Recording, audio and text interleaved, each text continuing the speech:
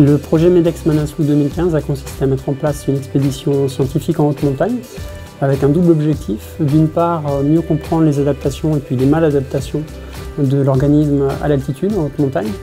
Et d'un autre côté, de travailler sur le développement d'un masque spécifique qui permettrait de limiter les effets délétères du manque d'oxygène en altitude, de ce qu'on appelle l'hypoxie. Donc passer d'un dispositif sur lequel on a travaillé en laboratoire à quelque chose d'applicable sur le terrain et d'utilisable par les pratiquants de la montagne.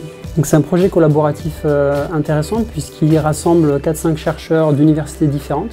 L'université de Grenoble, laboratoire HP2, l'université d'Avignon, laboratoire LAPEC, et puis l'université Savoie-Mont-Blanc avec le LPE, anciennement LPE, désormais l'IBM. Cette expédition a eu lieu au printemps 2015, où nous sommes partis au Népal, dans l'Himalaya, installer un camp de base scientifique à un peu plus de 5000 mètres sur plusieurs semaines, avec l'idée de décortiquer le plus finement possible les symptômes de mal des montagnes, plus ou moins importants, mais quasiment inévitables à ces altitudes-là.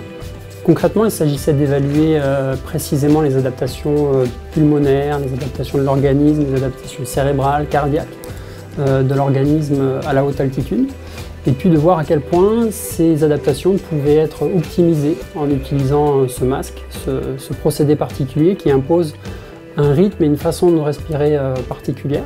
Donc on sait que le dispositif peut être efficace. Là, l'idée, c'était de le tester réellement sur le terrain sur des durées plus longues et à des altitudes plus élevées.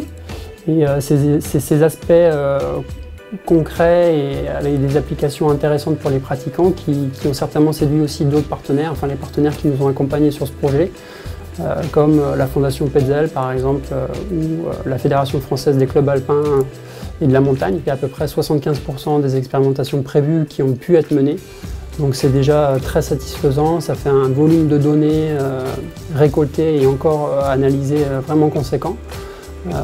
Et puis les premiers résultats sont vraiment encourageants sur l'efficacité de ce dispositif, également dans ses conditions réelles d'utilisation sur le terrain à très haute altitude.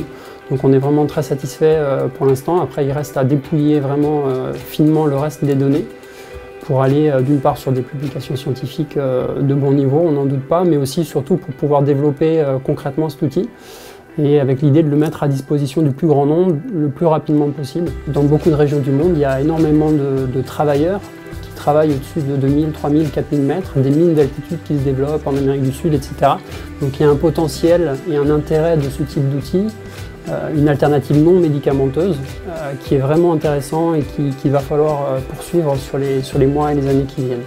Les aspects innovation en fait sont importants pour nous sur ce projet. C'est sûr que le développement produit c'est quelque chose d'important. On a été accompagné aussi de façon très bien par le CRIT sur ce projet pour ces aspects-là, transfert de technologie, application sur le terrain de concepts développés en laboratoire.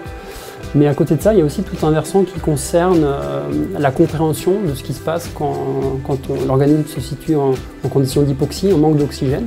Donc c'est le cas pour les gens qui montent en altitude, mais c'est le cas aussi pour un grand nombre de patients, de malades respiratoires par exemple. Et mieux comprendre ce qui se passe en altitude, c'est mieux comprendre ce que vivent ces gens au quotidien finalement. Donc le transfert entre l'utilisation de ce qu'on sait de la montagne et des adaptations de l'organisme en montagne, et d'un autre côté, ce qu'on peut apprécier en termes de santé pour des populations qui sont atteintes de maladies respiratoires, par exemple, c'est vraiment un pas facile à faire, important et qu'il faut faire.